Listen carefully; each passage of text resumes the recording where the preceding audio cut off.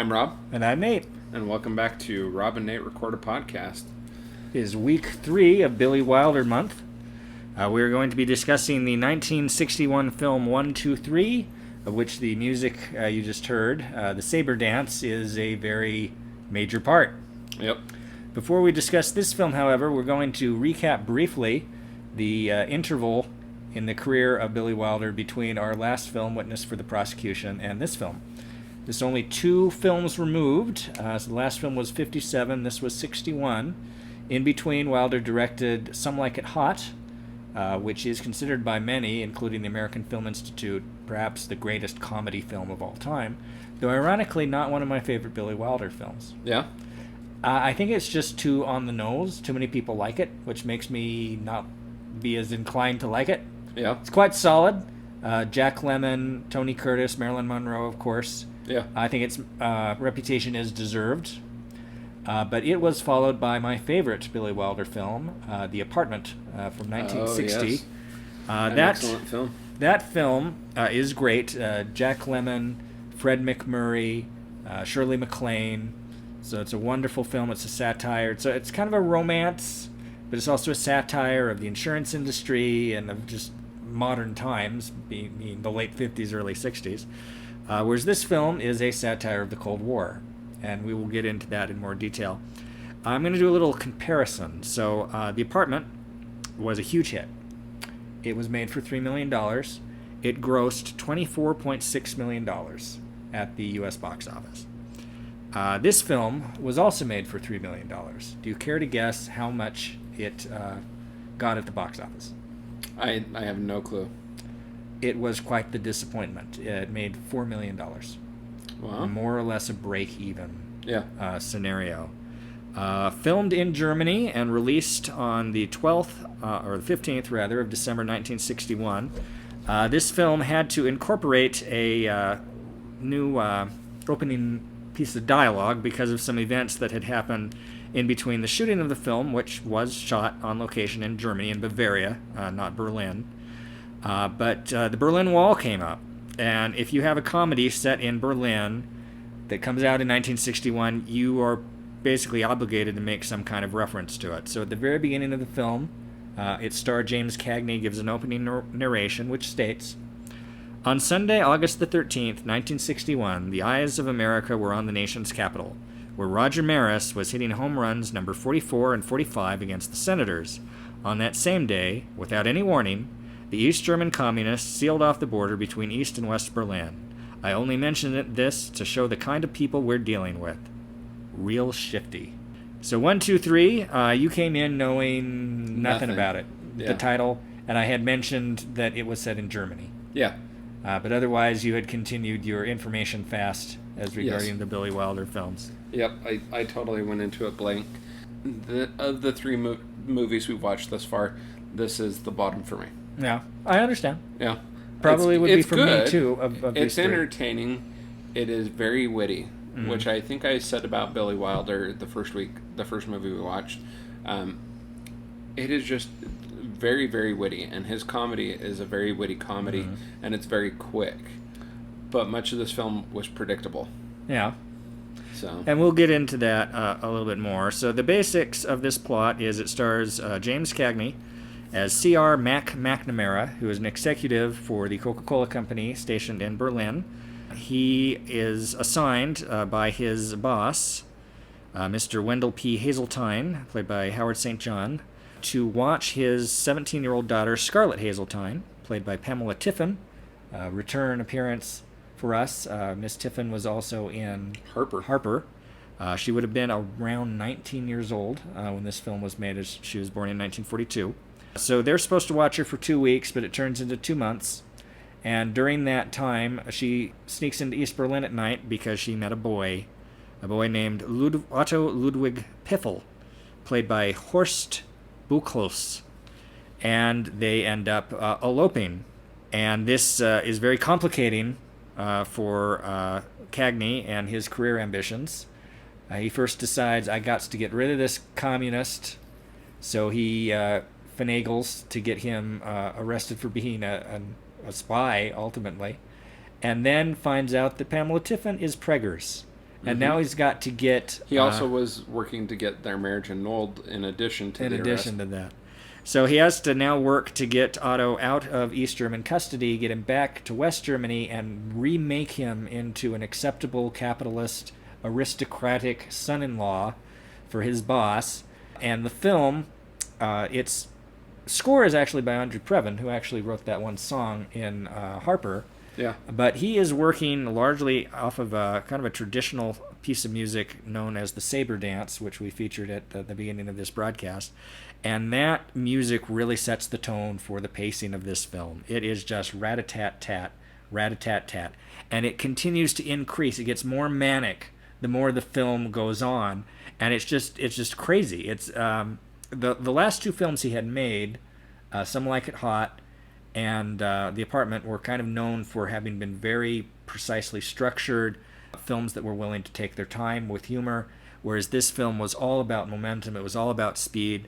I think it works, but obviously audiences did not think it worked as well as the other two films, which I acknowledge readily are superior films. But I think this is a pretty good film as well. Yeah. No, it's not a disappointing film. It's a solid film.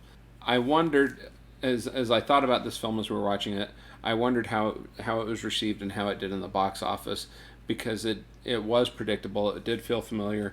It wasn't as new as some of the other Billy Wilder films that we've watched.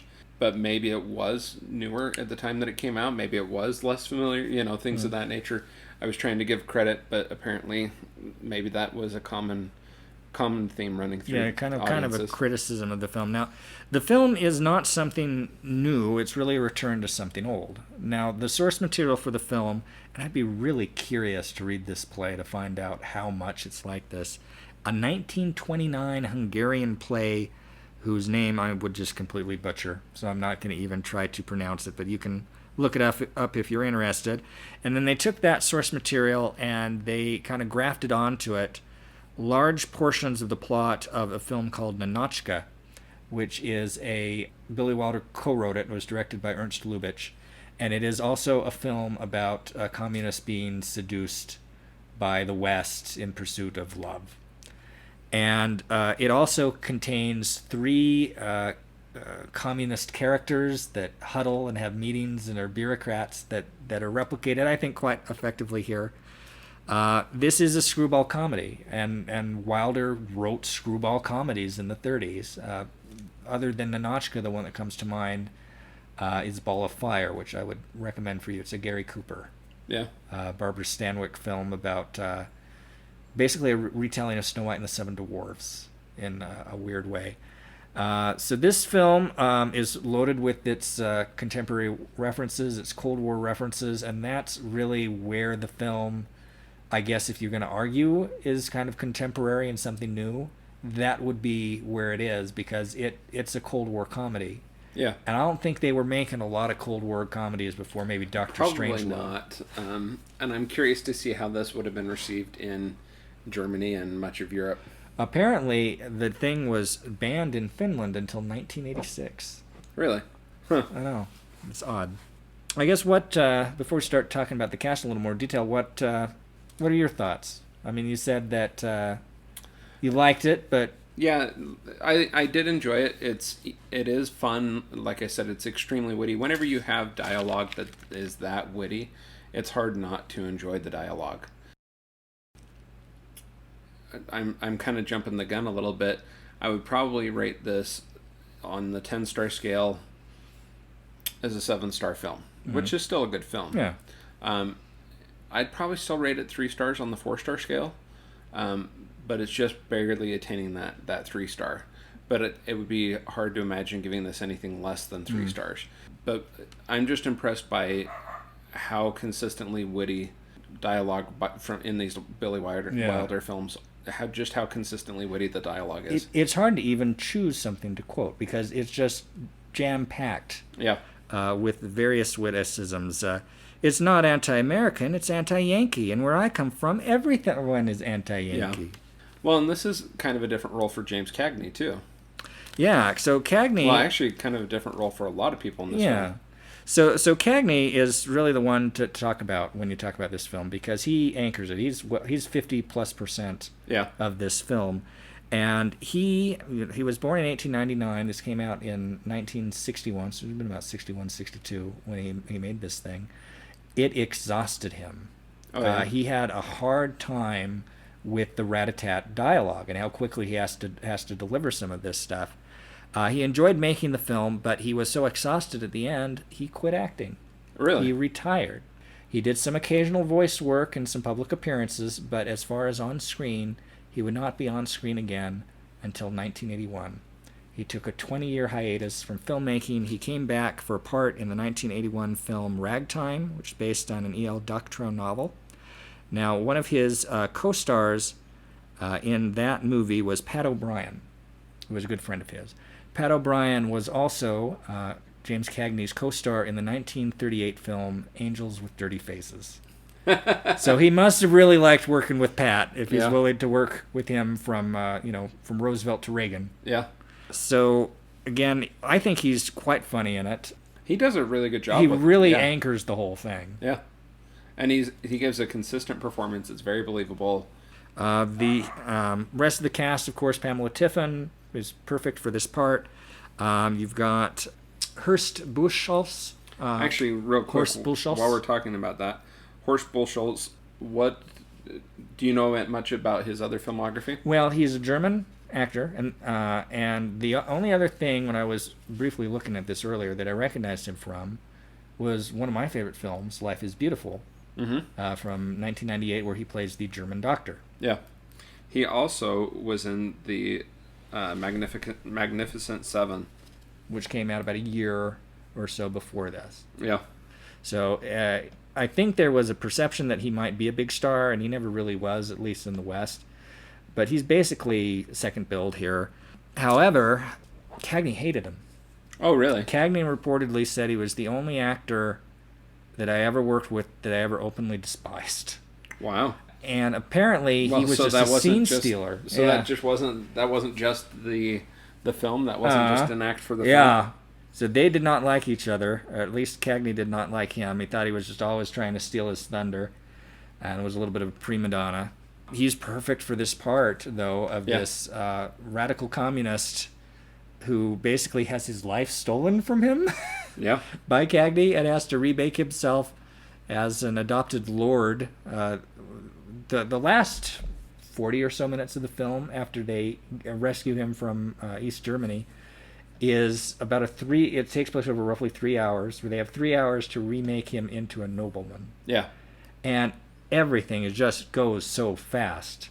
And it must have been exhausting to shoot, but the momentum of it is hilarious. Yeah, and that's kind of when you get into some of the that's when you get into some of the slapstick humor, and some of that type of stuff. That car scene getting to the airport, things of that nature. Or the car chase in East Germany when the other car is falling apart as it's chasing them. The only other, there's a lot of great character actors in this, most of which you're not going to recognize except maybe their faces. The only other actress in the film, I guess of note, is Arlene Francis, who plays McNamara's wife, as well as the actress who plays his secretary and adulterous love interest, the lady in the polka dots. Lizelette Pulver? Miss Pulver is now 90 years old. She would have been about 31, 32 when she made this film. She's quite good, as well as the click the heels assistant. Schlemmer, played by Hans Lother. Yeah, he's good in it. There's a lot of jokes about the German efficiency. The staff that always stands up whenever Cagney is going through their office, and how that kind of annoys him. Yeah. Sitzen. Yeah, I guess we should just briefly talk about Arlene Francis. What did you think of her? I mean, she's convincing in her role, but outside of that, nothing really stood out. There's really nothing special. I mean, she's fine, but she's kind of the weakest of the big four in this. She has a very specific thing she's supposed to do in the film. She has the B story. One of the most consistent motifs that Wilder continues to return to in his films is infidelity. Yeah. Particularly marital infidelity. It's in basically everything. It's hard to think of one of his films that's not at least part of it. Wilder was married twice. I know almost nothing about the first marriage, other than that his 2 kids came from that marriage. He didn't talk about it, even in the authorized biography. It's hardly mentioned. His second marriage was to a woman who was an actress, basically an extra. She played the hat check girl in his Oscar-winning film, The Lost Weekend. He was interviewed sometime after they made The Apartment, which of course ends with the 2 leads getting together, and is asked, "Do you think that works out? Do they stay together?" And he's like, "No, I don't think so. I don't think it works out." And then decades later, he was asked about it again. He says, when I wrote that, in my mind, that relationship doesn't work. But now, I've been married to, I want to say her name was Audrey, for decades. I didn't think it would last. And it did. So I think maybe those 2 kids worked out. They were married from 1949 until his death in 2002. Yeah. So I think he perhaps got less cynical about marriage as time went on, but it feels like it must have left him pretty pissed off. Yeah. And that motif carried on through the later work. It had to have come from somewhere. I'm thinking it's that seldom spoken first marriage. Oh, one of the other comments I wanted to make about this film. This is also becoming a theme through Billy Wilder films. Small sets. Small sets, yeah. There's really only, besides the car scenes, there's really only about 3 or 4 sets in this entire thing. His home, film. Very briefly, the McNamara home. The Office. The Office. The hotel, the Grand Hotel Potemkin. Yep. Was previously the Hotel Goebbels, which was previously the Hotel Bismarck. And the airport and the interrogation center. And that's about it. Yeah. And even then, the interrogation center... It's tiny. Probably was just a room inside the house. Mm-hmm. Or just a side off of the house. I'll bet it was part of the house set. Yeah. So... Yeah, his... I don't know if there's really a lot I can say about the cinematography in Billy Wilder films. It's crisp. It's a nice black and white. He's got some interest in... like when they're showing the office right before Cagney's office. It's reminiscent of The Apartment. Uh-huh. The office in the insurance company, the way everything is so uniform and regimented. Again, the music is dominated in this by the saber dance. Not a lot else I can say about Yankee that. Doodle Dandy. Yankee Doodle Dandy, which of course is a joke. There's a number of in-jokes in the film. Yankee Doodle Dandy being one, and then when the military police officer does the Cagney impression to Cagney, is another classic. Yeah. I'm laughing a little bit because you said you didn't have much to say about the cinematography. Mm-hmm. This was nominated for the Oscar for Best Cinematography. It actually was. That's funny. But more specifically, Best Cinematography, black and white. Yeah, that's funny. Yep. I mean, it looks good. It just didn't look particularly... There wasn't a particular flair to it. Yeah. But yeah, that was entertaining because, of course, I look at what awards films have been nominated for, and so I was aware that was its one Oscar nomination. So then you were like, yeah, not much to say about the cinematography. And I was like, well, apparently someone else back then had a thought differently. So now, you've not seen this film before, but you've seen a poster for this film before in another film that I know you like. Uh-huh. Bridge of Spies. Yep. There is a scene in which they walk by a theater and playing is Eins, zwei, drei. Yeah. It's a very dated film. Kind of an interesting tie-in for that, but yeah. It's a very period film. A lot of the humor would be lost on newer audiences or audiences who aren't versed in the Cold War. It is not a great film. I'd be basically with you in terms of how I'd rate this. I would give this probably 7 stars on a 10-star and 3 on a 3-star scale. On a 4-star scale. On a 4-star scale, yeah. It's just for what it is. It's enjoyable. This is probably the 3rd or 4th time I've seen it. I think it's worth checking out, especially if you're interested in the era, especially if you're a Wilder completist or you're interested in the film that exhausted James Cagney into retirement. It's only about 1 hour and 49 minutes. I would say it's worth your time. Yeah. A couple little trivia items. Joan Crawford, apparently at the time that this came out, was on the board of Pepsi-Cola, or PepsiCo. She telephoned director Billy Wilder to protest the movie's Coca-Cola connection. Wilder then added a final scene in which James Cagney buys 4 bottles of Coke from a vending machine, but the last bottle in the machine isn't Coke, it's another brand, Pepsi. Mm-hmm. The only other one I was going to mention is after he learns that Scarlett is pregnant, James Cagney moans, "Mother of mercy, is this the end of Rico?" This was Edward G. Robinson's famous line from Little Caesar, 1931. There's Billy Wilder weaves in a lot of things. It's thick with references. Yeah, exactly. He does that pretty consistently through his films. This is fun. Interesting to see James Cagney in a different role. This, like I said before, this isn't the type of role you're used to seeing James Cagney. You're used to him principally as gangster. Yeah. But secondarily as a musical man. Yep. But you don't generally think of him as somebody who's going to anchor a comic film. And I think he did so ably. Yeah. But yeah, good film. Much else to add? No. Okay. Well, I'm Rob. I'm Nate. And this is Rob and Nate Record a Podcast. And returning to the post-game wrap-up. The post-show soda show. Kind of a fun theme. Tasting a different soda. This one was picked up by Nate. You want to introduce it? Yeah, it is called Zuberfiss Cola Soda with an Altitude. And it looks like the flag of the state of Colorado. Yeah. This has become kind of a favorite of mine. It's part of my regular staple in the beer store. I'm intrigued how a cola became part of your staple from the root beer store. Interesting sound as it opens. Pouring some.